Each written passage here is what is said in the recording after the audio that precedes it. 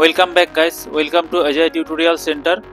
Friends, আমি অজয়। আমি আজ তোমাদেরকে দেখাবো কিভাবে আমরা ফটোশপে যে কোনো নর্মাল টি শার্টের প্যাটার্ন খুব সহজে পরিবর্তন করতে পারি।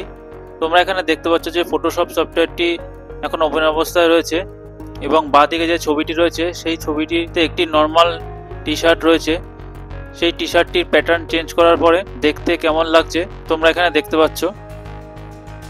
তো আজকের এই টিউটোরিয়ালে আমি তোমাদেরকে স্টেপ বাই স্টেপ দেখাবো কিভাবে তোমরা যে কোনো নর্মাল শার্টের প্যাটার্ন খুব সহজে পরিবর্তন করতে পারবে। আমি এই কাজটি ফটোশপ 2023 ভার্সনে করেছি। তোমরা চাইলে ফটোশপের যে কোনো ভার্সনে এই কাজটি করতে পারবে। আমার এই ভিডিওটি যদি তোমাদের ভালো লেগে থাকে তাহলে অতি অবশ্যই আমার এই ভিডিওতে একটি লাইক করে দেবে এবং আমার এই চ্যানেলটি যদি তোমরা এখনও সাবস্ক্রাইব না করে থাকো তাহলে অতি অবশ্যই আমার এই চ্যানেলটিকে সাবস্ক্রাইব করে রাখবে এবং পাশে থাকা বেল আইকনটিকে অন করে রাখবে যাতে পরবর্তী ভিডিওর নোটিফিকেশনটি তোমাদের কাছে খুব সহজে পৌঁছে যায়। তো চলো শুরু করা যাক। তো প্রথমে আমরা এই ছবি দুটিকে ক্লোজ করে দিচ্ছি। তো এখন আমরা একটি নতুন ইমেজ ওপেন করে নেব। সেই জন্য আমি চলে গেলাম ফাইল মেনুতে, এখান থেকে ওপেনে ক্লিক করলাম। তো এখানে নর্মাল টি শার্ট নামে একটি ইমেজ রয়েছে, এটিকে এখন আমরা ওপেন করে নেব। তো এখানে দেখতে পাচ্ছ যে একটি ইমেজ এখন আমাদের সামনে ওপেন অবস্থায় রয়েছে। এবার বাঁদিকে যে টুল বক্স রয়েছে এখান থেকে আমরা কুইক সিলেকশন টুলটিকে সিলেক্ট করব। ছবিটিকে একটু জুম করে নিচ্ছি। তো এখানে উপরে তাকালে তোমরা দেখতে পাবে যে কুইক সিলেকশন টুলবারের প্রপার্টি বার উপরে শো করছে। তো এখানে অ্যাড টু সিলেকশন নামে যে অপশানটি আছে এটিকে সিলেক্ট করব। এটি সিলেক্ট করার পরে আমরা এখানে এই টি শার্টটিকে ড্র্যাগ করে সিলেক্ট করে নেব। তো ড্র্যাগ করার পরে দেখতে পাচ্ছ যে টি শার্টটি সিলেক্ট হয়ে গেছে এবং মাঝখানে যে কালারগুলি দেখা যাচ্ছে এগুলিকে সিলেকশন থেকে বাদ দিতে হবে। তো সেই জন্য সাবস্ট্রাক্ট ফ্রম সিলেকশন এই অপশানটিকে সিলেক্ট করব। সিলেক্ট করার পরে ছবিটিকে একটু জুম করে নেব। এবার আস্তে করে এখানে একটি ক্লিক করব এবং এখানটায় ক্লিক করব। তো এই পোর্শনগুলো এখন সিলেকশনের বাইরে চলে যাবে। তো সিলেকশন করার পরে প্রথমে এখন আমরা মুভ টুলে ক্লিক করব। এবার কিবোর্ড থেকে কন্ট্রোল জে প্রেস করব। কন্ট্রোল জে প্রেস করার পরে তোমরা দেখতে পাচ্ছ যে লেয়ার বক্সে আমরা যেইটুকু অংশ সিলেকশন করেছিলাম সেই পোর্শনটি একটি কপি এখানে ক্রিয়েট হয়ে গেছে। তো এবার আমরা এই ড্রেসটির মধ্যে যে প্যাটার্ন অ্যাড করতে চাই সেই প্যাটার্নটিকে আমরা এখানে ওপেন করে নেব। তো সেই জন্য আমরা চলে গেলাম ফাইল মেনুতে, এখান থেকে ওপেনে ক্লিক করব। তো আমি এখানে কয়েকটি প্যাটার্ন আগে থেকে ডাউনলোড করে রেখেছি, এগুলি তোমরা গুগলে সার্চ করলে সহজেই পেয়ে যাবে। তো আমি এখান থেকে এই প্যাটার্নটিকে সিলেক্ট করছি। সিলেক্ট করার পরে ওপেনে ক্লিক করব। তো এখানে দেখতে পাচ্ছ যে প্যাটার্নটি ওপেন হয়ে গেছে। তো এবার আমরা প্যাটার্নের সাইজটিকে একটু দেখে নেব কত আছে।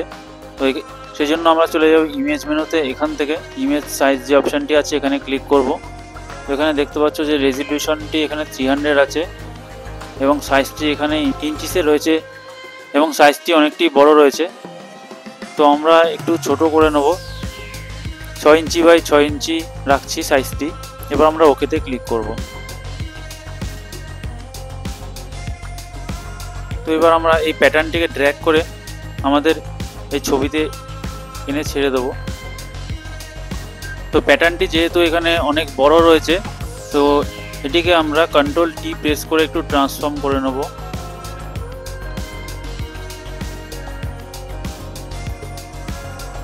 ট্রান্সফর্ম করা হয়ে গেলে এখানটা একটি ক্লিক করব।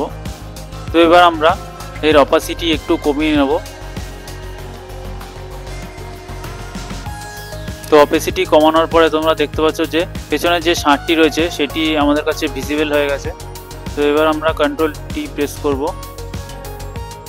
কন্ট্রোল টি প্রেস করে আমরা এটিকে একটু মুভ করে নেব।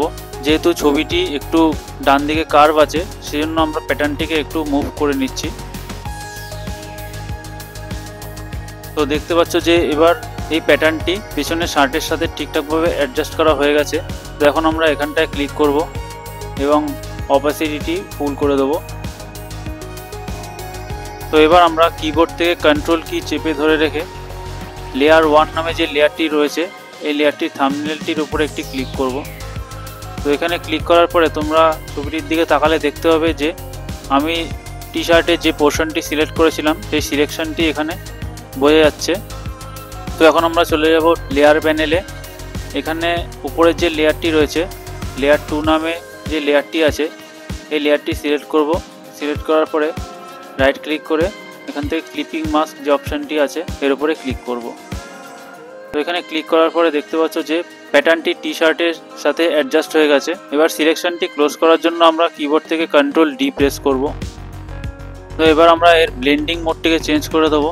সেজন্য আমরা এখানটা একটি ক্লিক করব। এখান থেকে আমরা মাল্টিপ্লাই যে মোডটি রয়েছে সেই মোডটিকে সিলেক্ট করব। তো এবার আমরা ড্রেসের কালারটিকে একটু প্রমিনেন্ট করার জন্য এখানে লেয়ার 2 নামে যে লেয়ারটি রয়েছে এই লেয়ারের ওপরে ডবল ক্লিক করব। তো এখানে দেখতে পাচ্ছ যে লেয়ার স্টাইলের একটি ডায়লগ বক্স ওপেন হয়ে গেছে।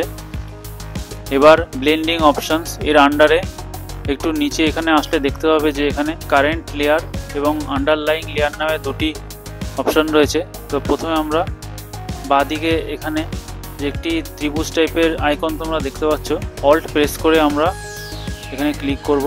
তো এখানে দেখতে পাচ্ছ যে দুটি ভাগ হয়ে যাবে। এটিকে আমরা একটু বাঁদিকে ড্র্যাগ করব। তো তোমরা এখন ড্রেসটির দিকে তাকালে দেখতে পাবে যে ড্রেসটির কালারটিও চেঞ্জ হচ্ছে।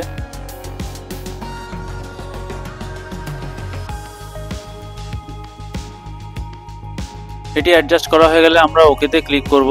তো ফ্রেন্ডস, আশা করছি আমি তোমাদেরকে বোঝাতে পেরেছি যে কিভাবে আমরা যে কোনো নর্মাল টি শার্টের মধ্যে এই ধরনের প্যাটার্ন খুব সহজে অ্যাড করতে পারি। তো আমার এই ভিডিওটি যদি তোমাদের ভালো লেগে থাকে তাহলে অতি অবশ্যই আমার এই ভিডিওতে একটি লাইক করে দেবে। তো আজকের ভিডিওটি এই পর্যন্তই। তাহলে দেখা হচ্ছে পরবর্তী কোনো টিউটোরিয়ালে। Thank you.